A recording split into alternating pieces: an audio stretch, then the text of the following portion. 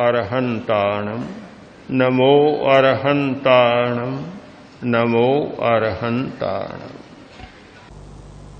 हमारा तो ऐसा हो गया कि सिद्धांत में इतने उलझ गए। मुझे घटना याद है आचार्य श्री के जीवन की, हरियाणा की घटना है, भिवानी की। एक भाई आया और बोला, आचार्य जी आपसे शास्त्रार्थ करना चाहता हूं। आचार्य श्री ने कहा, भी किस लिए? कि नहीं करना चाहता। क्यों? कि क्यों क्या करना चाहता हूं? क्या करोगे? आदमी भला था, क्या करोगे? उद्देश्य क्या है तुम्हारा?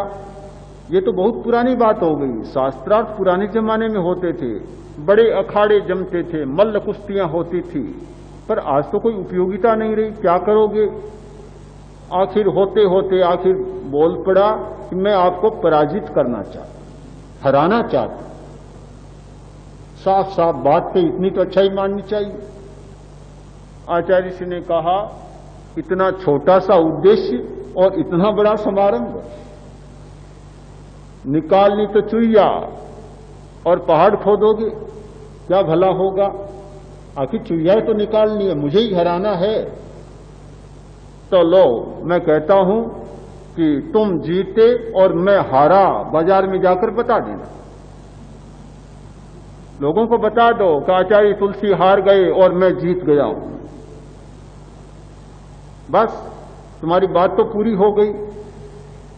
अब क्या बोले, बात समाप्त हो गई। हमने देखा कि दूसरी बार आचार्य श्री भिवानी में पधारे। वह व्यक्ति सबसे बड़ा भक्त और स्वागत समिति का अध्यक्ष बना हुआ स्वागत का संचालन कर। जब हम प्रतिक्रिया से मुक्त होते हैं, हमारे मन में प्रतिक्रिया नहीं होती, हमारे मन में हिंसा नहीं होती, तो दूसरे व्यक्ति, सामने वाले व्यक्ति हिंसा में जा नहीं सकते, जाते जाते रुक जाते हैं। जाना चाहते हैं तो भी उनके पैर ठिठुर जाते हैं।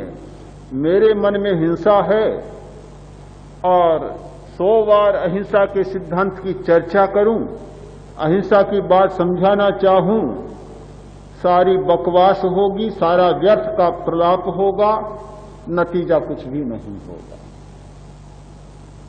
ये अहिंसा के सिद्धांत को विकसित करने का एक उपाय है प्रेक्षाध्यान, प्रायोगिक जीवन। धर्म प्रयोग शून्य बन गया, रूढ़िवादी बन गया। धर्म अनुभव शून्य बन गया, धर्म मृत बन गया। हमारा रूढ़िवादी और मृत धर्म में विश्वास नहीं है, हमारा जीवंत धर्म में विश्वास है, जीवित धर्म चाहते हैं। वह धर्म जो हमारी वर्तमान की समस्या को समाधान दे सके।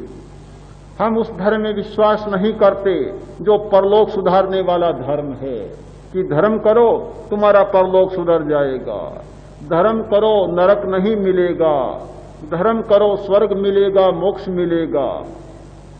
अरे कब स्वर्ग मिलेगा, कब मोक्ष मिलेगा, कब परलोक सुधरेगा? तुम्हारा वर्तमान का जीवन तो सुधर ही नहीं रहा है। जिस व्यक्ति के वर्तमान के क्षण में स्वर्ग नहीं होता, जिस व्यक्ति के वर्तमान के क्षण में मोक्ष नहीं होता, मरने पर कभी स्वर्ग मिलने वाला नहीं, कभी मोक्ष मिलने वाला नहीं है। स्वर्ग है तो हमारा वर्तमान का क्षण है, मोक्ष है तो हमारा वर्तमान का क्षण है। जिसने वर्तमान के क्षण का मूल्यांकन नहीं किया, वह स्वर्ग और मोक्ष के चक्कर में फंसता गया और स्वर्ग और मोक्ष उससे दूर चलते गए, बेचारा कभी उन्हें छू ही नहीं पाएगा। समानांतर रेखा की भांति साथ साथ चलती है पर कभी मिलती नहीं। पैरेलल लाइन है, साथ साथ चलती है पर कभी एक दूसरे को छू नहीं सकती, छू ही नहीं पाती। तो ये समानांतर रेखा की भांति यह स्वर्ग और मोक्ष की दूरी कभी पटेगी नहीं, हमसे दूर चलता जाएंगे।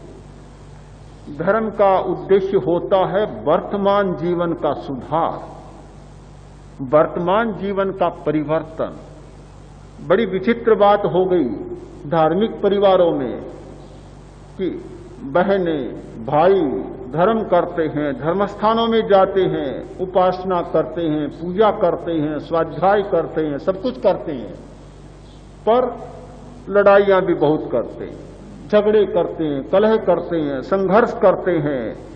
और जो अधार्मिक करता है वे सारे के सारे काम करते हैं, किसी भी काम से बच नहीं पाते। बड़ी अच्छी बात मिली, अच्छी बात, ऐसी नई बात मिली, कभी मोक्ष की साधना भी चल रही है, स्वर्ग की साधना भी चल रही है, लड़ाई की साधना भी चल रही है, कलह की साधना भी चल रही है, दोनों साथ साथ चल रही है। अगर ऐसे ही स्वर्ग और मोक्ष की बात जीवन में आ जाए तो किसी को बदलने की जरूरत ही नहीं है। यह एक बहुत लंबी चर्चा है और मन होता है पूरे शिविर में अहिंसा की कभी चर्चा करूं। अहिंसा एक महान शक्ति है, अहिंसा एक महान ज्योति है, पर उस शक्ति पर एक आवरण आ गया, उस ज्योति पर इतनी गहरी राख आ गई। जिस व्यक्ति ने अहिंसा का साक्षात्कार किया है उसमें असीम शक्ति जाग जाती, यानी मरने की शक्ति जाग जाती।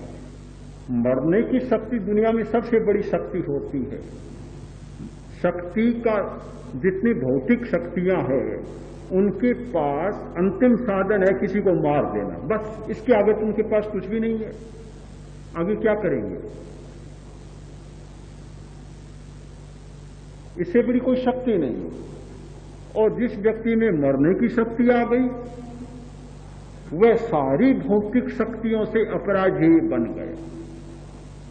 कोई डरा नहीं सकती, कोई ध्वस्त नहीं कर सकती, कोई उसे संत्रस्त नहीं कर सकती, बिल्कुल वह अपराजेय बन गया। यह शक्ति का विकास अहिंसा के द्वारा ही प्राप्त हो सकता है। हिंदुस्तान ने कभी इस शक्ति का अनुभव किया था, इसे समझा था,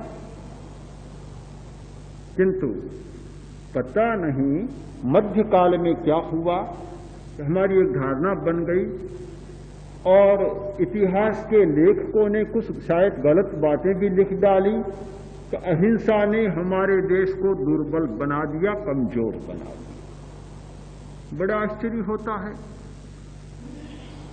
कि जहां भय वहां अहिंसा नहीं, और जहां अहिंसा वहां भय नहीं। अहिंसा और भय दोनों एक साथ नहीं रह सकते। अग्नि पानी में विरोध प्रतीत होता है, ठंड और गर्म में विरोध प्रतीत होता है, पर ऐसा हो सकता है कि अग्नि और पानी एक साथ रह सकते हैं, ठंड और गर्म दोनों एक साथ हो सकते हैं, पर अहिंसा और भय दोनों कभी एक साथ नहीं हो सकते। इतना शक्तिशाली अस्त्र था अहिंसा का कि अगर 1000 आदमी मरने को तैयार हो तो 1 लाख सेना की ताकत नहीं कि मरने वालों को मार सके। सेना तब मारती है जो सामने वाला भी मारने की स्थिति में, मारने की मुद्रा में होता है।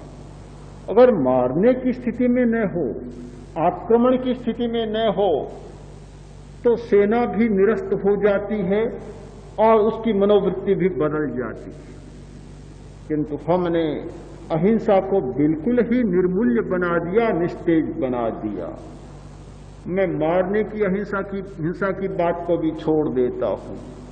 हमारे सामने जो सबसे बड़ी भयंकर परिस्थिति है वह है मानसिक हिंसा और अहिंसा की। प्रेक्षा ध्यान के संदर्भ में मैं मानसिक अहिंसा पर ही अधिक चर्चा करना पसंद करूंगा, क्योंकि प्रेक्षा ध्यान एक अहिंसा का प्रयोग है। हिंसा की वृत्तियां बदले, क्रूरता बदले, करुणा की चेतना जागे। हमारी निर्दयता ने आज अनेक समस्याएं पैदा की है। जितना भ्रष्टाचार, जितनी बुराइयां, अप्रामाणिकता क्यों पनप रहे हैं? सारे हमारी क्रूरता के आधार पर पनप रहे हैं। यदि आदमी क्रूर न हो तो ये सारा हो नहीं सकता। आपने सुना होगा श्रीमद राजचंद्र, जो महात्मा गांधी के गुरु स्थानीय थे, बहुत बड़े साधक थे। एक बार ऐसा हुआ कि जवाहरात का व्यापार करते थे, कोई सौदा किया हुआ था, भाव तेज हो गए। सौदा था उसे 50,000 रुपये का घाटा। उस जमाने की बात है, आज तो 50,000 कुछ भी नहीं होते।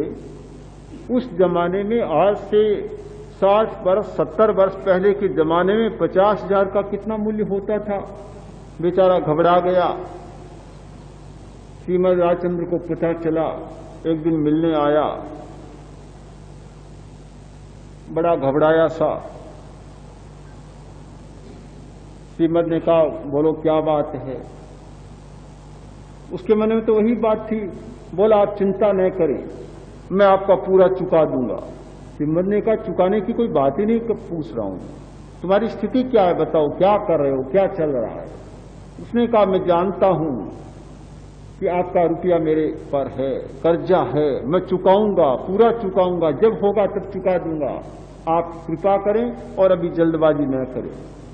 श्रीमद ने कहा, अरे मैं तो ये बात ही नहीं कर रहा हूं, क्या रुका लाए हो आपने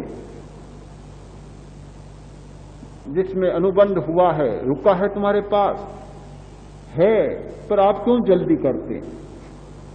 मैं रुका नहीं देना चाहता, जब मेरे पास होगा पूरा चुकाऊंगा, आप कृपा करें। श्रीमद ने कहा कि मुझे दिखाओ तो सही रुका। बहुत कहा, उसने सोचा कि फंसाना चाहते हैं, केस करेंगे, यह होगा वह होगा, न जाने कितने विकल्प आए होंगे। श्रीमद ने बहुत आग्रह किया और रुक्का लिया हाथ में, पढ़ा और पढ़कर श्रीमद दूध पी सकता है, किसी का खून नहीं पी सकता, रुक्का फाड़ दिया और सौदा रद्द। देखता रहे। यह है अंतःकरण की करुणा। धार्मिक व्यक्ति का पहला लक्षण होता है करुणा, जिसमें करुणा नहीं जागती, क्रूरता जिसकी समाप्त नहीं होती, और वह धार्मिक भी होता है। ऐसे व्यक्ति, क्रूर व्यक्ति के लिए धार्मिक शब्द का प्रयोग करना धर्म शब्द की विडंबना मानता। यह प्रेक्षा ध्यान का प्रयोग अंतःकरण की कोमलता और करुणा की चेतना को जगाने का प्रयोग है। हमारी वृत्तियां बदले प्रयोग के द्वारा, चेतना बदले, चेतना का रूपांतरण हो और हम हर प्राणी के साथ तादात्म्य का अनुभव कर सकें।